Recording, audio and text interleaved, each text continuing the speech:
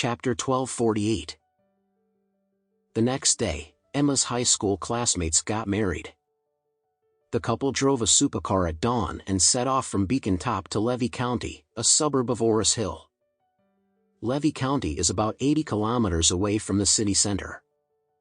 Although it is a little far away, it is fortunate that there is a direct highway. Emma's high school classmate lives in the suburbs of Levy County.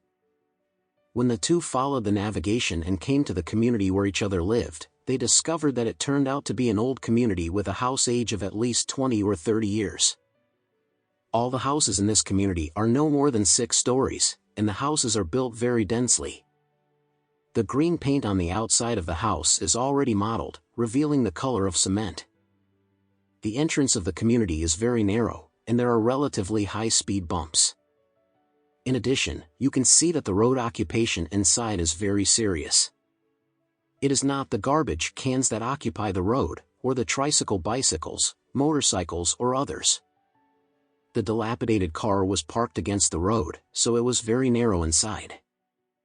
Alex drove the McLaren in front, glanced at the entrance of the community, and called Emma, the wife of the car behind, and said, "My wife, the road conditions in this community are too complicated. I guess the chassis of our sports car is so low, I can't drive in at all, or let's park the car and walk in." Emma said, "Okay, stop first, and I will stop after you." Alex leaned the car on the side of the road very well, and his wife Emma also parked the car behind him. The two got off the car, and passers-by in the early morning saw these two top luxury cars suddenly come to this economically depressed small county. They stopped and took pictures with their phones. Alex didn't want to be too ostentatious, so he pulled Emma into the community.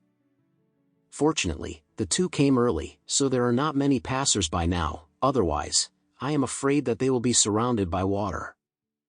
It was only 7:40 in the morning. After Emma and Alex entered the community together, they couldn't help but sigh. I visited her house once when I was in high school, and her family lived here at that time. I think their family still lives here for so many years. Alex looked at the dilapidated building and couldn't help sighing. The house shouldn't be much bigger, right?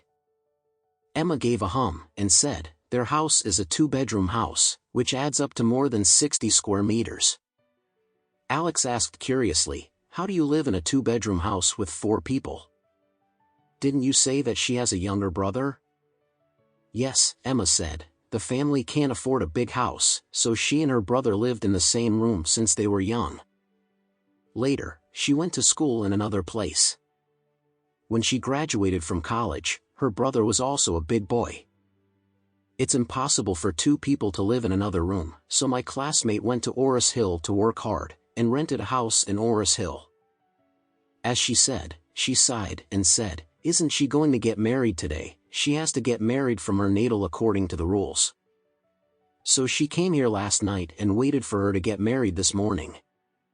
Alex nodded lightly and said, "If someone in any community marries a girl, at least they will get a rainbow gate at the gate of the community. And write on it the joy and celebration of the daughters going out of the pavilion. Why are you? Didn't the classmates make it at home?